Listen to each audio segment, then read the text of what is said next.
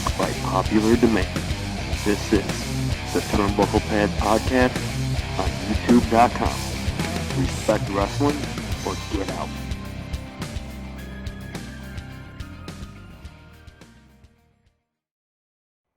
Ladies and gentlemen, welcome back. Welcome back to the Turnbucklepad podcast. My name is Mike Stover, your host, and my guest today, he's one of the guys that you love to watch because he will scare the holy crap out of you. And not just by his presence, but by the work he does and the story that he tells. And right now, I want you guys to put your hands together and welcome my guest, the American Nightmare, Gavin Alexander. Thank you. Actually, I have to correct you on one thing. The All-American Nightmare thing, that died years ago. Really? Years ago. Yes. It is the Slaughterville Nightmare. The Slaughterville Nightmare. How'd you come up with that? I have a really bad obsession with horror movies and studying serial killers and everything else. It was just something that came to me one night on one of my wonderful nightmares. Okay. Well, you came up with that, and obviously it's a dark gimmick, and we know a lot of wrestlers, they find inspiration for their gimmicks and their characters through, different types of outlets, comic books, movies, music. What inspired you in, the horror genre? Was there a particular movie or a particular character that made you think, man, I wanna do something with this? No, there wasn't a particular, but I can give you, my top three. American Psycho. Okay. Silence of the Lambs. Classic. Love that one. And any one of the Nightmare on Elm Streets and Friday the 13th and Hellraisers, any of those. Man, you're talking about the old schools. I love going back to the classics, like April Fool's Day. I remember that. Sleepaway Camp. Oh yeah, with the little girl who tied her hair in a noose. God. It was a great thing, but I also studied legit serial killers. Gacy, Bundy, Dahmer, Manson, Jack the Ripper. Does these people that you study, does this help you with making your character more believable? Or is there parts that you have to really analyze and rehearse a lot of? It's more believable once I've studied. Okay. And it's really fun. I enjoy it so much more than the All-American Nightmare or whatever they had me doing in Chicago back in the day or whatever it was. I enjoy this now because it's a passion of mine. I love studying horror films. And there's nothing wrong with it. I mean, there is a market for it in wrestling. There are some companies out there that are horror theme based. And I'm actually glad that I have you on the phone, because I wanted to ask you about that. What do you think about companies like that, and with people still trying to bring back the traditional backbones of wrestling, like kayfabe, things like that, and then you got companies out there doing things like this? Do you think it causes conflict, or does it add value? There can be conflict and there can be value. It depends exactly what market you're directed towards. Now, if you have a younger generation of market, then honestly the tradition has died to them because they don't know it. They don't know what tradition was. They don't know the fact that if I see my opponent sitting in a bar, I'm going to go over to him and bash a beer ball upside his head. Right. If I see, my opponent walking into the building and I'm standing at the doorway getting ready to go out and have a smoke, I'm going to burn him in the face with my cigarette. Yeah. Kids don't understand that nowadays. No, they never will. Because kids see, kids see faces and heels pulling up in the same car together, then go out and wrestle each other, then leave in the car together. Yeah. One of the many instances that shows kayfabe is dead. Yeah, well, it could be revitalized if people would start remembering that, hey, do your job, you idiot. Yeah. Who do you think that really falls on, the promoter or the vets? All of them. All of them? Everyone. It falls on everybody. What are some other things here that you see? Because we talk about the business being exposed. We've talked about people using other people's finishers. And that's getting a little extreme, because it gets a little pathetic when you see the same finisher 3 times in the same show. And it seems like fans are really waiting for something new to come about.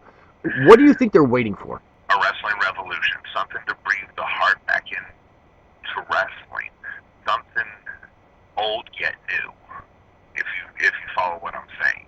Oh yeah, most definitely I do. You know, nowadays you have a Death Valley driver, FU or AA, whatever the hell he wants to call it, and then, you know, something else, all Death Valley driver, you know, based.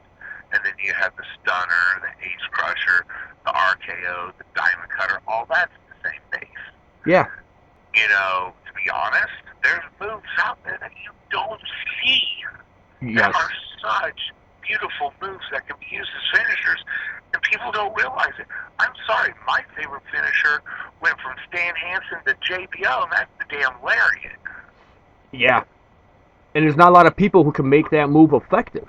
I do. Oh, I know you do. I've seen you do it. I turned Ronky's head inside out with it. Yes, you did, and I applauded every second of it. But of course, you also don't see guys my size move around like I do. Yeah, I think a lot of guys nowadays they don't use realism when they're trying to establish their character, and much less even know who their character is and who they are as a person. Because in the mix of all that, a lot of these guys are getting it mixed up, and they don't know how to turn it off. Some people, and it's a shame, bring their real life into the ring and bring their ring life into their homes. Yeah, and it's everywhere. It's everywhere. It is. It happens on social media all the time. I mean, I find that rather a bit of a turnoff. So I was just talking about this earlier today, and and now I'm glad fans are, I'm glad fans still look to wrestling and they still find inspiration in there and whatever they need to follow their dreams through the people that they like the most. But it's getting massively annoying that these people actually think they're them. And it's like, no, you're not them. You are you. Who are you? I agree with that. I agree with the whole who are you. Me, for example. I'm now not the typical what you seen back, 5, 6, 7 years ago? About 6 years ago, yeah. Yeah, I'm not that. I am an in-ring serial killer. I decimate by all means necessary. And I make it known that that's who I am. And that's one of the greatest things about your work, is that you really put the effort and the time and the thorough research into it, because a lot of people don't. They think it's just about a spot fest, and there's so much more psychology into the match you're telling and the character that you're portraying. Like, one of my favorite things to do now is I'll grab their face, I'll fish hook them, and then drag them to the ropes and tell them that look at all their pretty fans, because they're not going to be pretty much longer. Then I'll take my railroad spike and jab them in the forehead with it. You definitely, you bring shock value back. And that's what's missing. What's missing is seeing a guy that weighs over 300 pounds running and doing a tumbleweed off the ring apron into a group of 6 people, or doing the umaga, running across the ring, hitting the other corner, coming back and tumbleweed, Yeah. Not very many people see that anymore. Well, it sounds like you're realistic, though, with your movesets, because, I can already tell you know how to tell a story, and you're not going to do anything that doesn't make sense.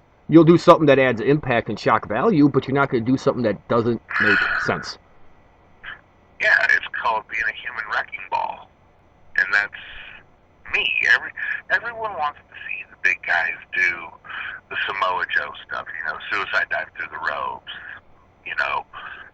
Pele kicks, this, that, and another. No, I'm not jumping. I'm hitting, and I'm pulling, and I'm beating. And that's what I do. No, and that's what you're supposed to do. You're the Slaughterhouse Nightmare, right? Hey, there's more I can do. There's more I have done. And plus, it's not just about me inflicting the pain on my opponents. I like it inflicted on me as well. Right. I actually enjoy pain. I was wrestling a tag team hardcore match one time, and I had 100 barbecue skewers shoved in my head. Jesus. It hurt, yeah. Did I enjoy it? Even more so. Did that require stitches? No. It didn't. It was just little puncture holes all in one spot in my head that all healed up. I've seen that once by a wrestler named Masada. I saw him do it in a match one time. They're those long, sharpened sticks you're talking about, right? Yes, they're barbecue Yeah, he had like a whole handful of them. He jammed them in his opponent's head, then pile drived them with those in his head. And I'm just like, oh my god, he's gonna kill this guy. Oh my. Oh, it sucks. It sucks, but it's so much fun. So you've been around for a while now, and I'm sure you've, like I say, you said the tag team match. Are there a lot of people that you tag up with or you get to perform with on a frequent basis? I got a core group I like to team with, and there's also a core group I like to beat the hell out of. Can't have one without the other. And then whoever they put in front of me, I mean, I usually walk to the ring and tell them blatantly to their face, have your will written out. I'm going to kill you. And kayfabe ain't dead with you, is it? No, it's alive, and she's doing very well. Good to know. What do you think it's going to take to get that back? The boys believing in themselves again. Where do you think that took the twist? Where it took the twist is once the Attitude Era died, it died. You think we kind of hit like a dry spell in that time after the Attitude Era and the NWO came to an end? Yes. But there's still the vets out there that preach it to this very day. And we need more of them. Oh, yes. Yes, we do. Yeah, because it's getting kind of crappy. You see all these people now thinking they could be a wrestling promoter or they can throw their own show, and they think they know about it because they read it on the internet. It's like it doesn't work that way. Well, it is what it is. You're going to have your good and you're going to have your bad. Yeah. Do you find... Just as long as you strive for the good, it'll be good. If you settle for the bad, it'll be bad. How do you... Because I know with workers, they're smart about who they work for. They know a good company from a bad company. And sometimes it's easy to tell right away, sometimes it isn't. What works for you that helps you keep your momentum going and not sidetracking by going to something that's, beneath you? I give every company a chance. I give them all a chance. If they're good, they're good. If they're bad, they're bad. I will know by the end of the night. But I give them that chance, but I give them me. I give them Gavin Alexander. I give them who I am. And if the person I'm working with can give them that same, then my match is great. I don't care. But if we can't give them that, then there's obviously a problem. Right. Very true. Where did you start off at when you got into wrestling and started training? Where did the Slaughterhouse Nightmare begin? I started in Springfield, Illinois for a company called New Midwest Wrestling. I did my training there. Then I came upon some personal demons, and I left that company and reappeared in a company called 3CW over in Springfield, Illinois. Okay. From there, I went to Great American Wrestling and a whole bunch of other companies. So how long would you say you've been in the business then? 12. Okay, so you are a veteran. No. I'm a worker. I will never try to throw that card at anybody. So the vet card, I mean, what's that term literally mean? Because I always heard it like, I saw it as someone that came before you, it's one of your elders, you listen to those who came before you. I try to see myself as equal. Okay. So you stay humble. I try to. There's times I, have over-exuberated myself, and I was feeling myself too much, and I got over-arrogant. Yeah, but then that slap of reality hit me in the face. It's like, whoa, what am I doing? Not a lot of people get that. I'm always glad to hear when someone says that, because it shows that there's heart in there, and that person knows there's always room for betterment. And there's always room for betterment for anyone, no matter what you're doing. Am I right? The day you stop learning is the day you need to hang up the boots. Yeah, you're very true about that one. All right, so we have a little game we're playing, and we're going to start it tonight for the first time with the Slaughterhouse Nightmare. All right, here's your challenge. Can you name all the shows that would run during a week's basis during the Monday Night Wars? Now, you remember this era, at least Monday through Friday, you would have a different promotion every night. Even on Saturday and Sunday, too, they were replays. But can you name the shows? Okay. You had Nitro. You had Raw. You had Superstars. Sunday Night Heat. WCW Saturday Night. When ECW got their TV contract, they would run. I know I'm missing a couple. How did You got 7 right now. The only one that I can account for is WCW Worldwide. Well, see, that also wasn't a very well syndicated show. No, it wasn't. That's why that didn't come to my mind. No, it wasn't. I didn't start watching WCW until like 96, 97 when the NWO was first forming. And I was watching it back in the days of Dusty and Flair, the Horsemen. Yeah, those are the good days. Those were the great days. Yeah, and I think what made those days so much special back then is the fact that people had to keep guessing whether it was real or not. The fact that they didn't know, it kept them watching, it kept them following. Any other fun little games we could play? I love playing games. Well, we done that. Okay, here's another one for you. Name all the girls that graced the cover of Playboy. All the females that graced the Playboy. You've had China, Fable, Tori Wilson, Christy Hemme, Michelle McCool, Lita. Gotta hit you with a buzzer, brother. On those last two, the last two never did Playboy. It was Candice Michelle. Oh, Candice Michelle. Lita never did Playboy, nor did she have to after she did her live sex thing with Edge, and she had the nipple slip, so... No point for Playboy. Maybe those were wishes and dreams. Well, to a lot of fans, I'm sure they were. I'm very sure they were. Well, I do got a question for you, though. We ask all our guests. And it's going to be interesting to hear what you say. But what advice would you give to somebody that wants in the business or somebody that's already new in the business? Go in with your ears open and your mouth shut. That's one thing I can tell you. Stay humble. Don't ever feel yourself more than what you should. Don't think you're a superstar just because you can do a couple cool flips and, get the little teeny bopper girls yelling for you. Learn psychology. Psychology. And breathe when you walk out that curtain for the first time, because if you don't, you're going to be sick to your stomach. And relax. Yeah, it can be pretty overwhelming standing behind that curtain. I've only done it once, but it can be... It could be the greatest thing, and it could be your biggest enemy.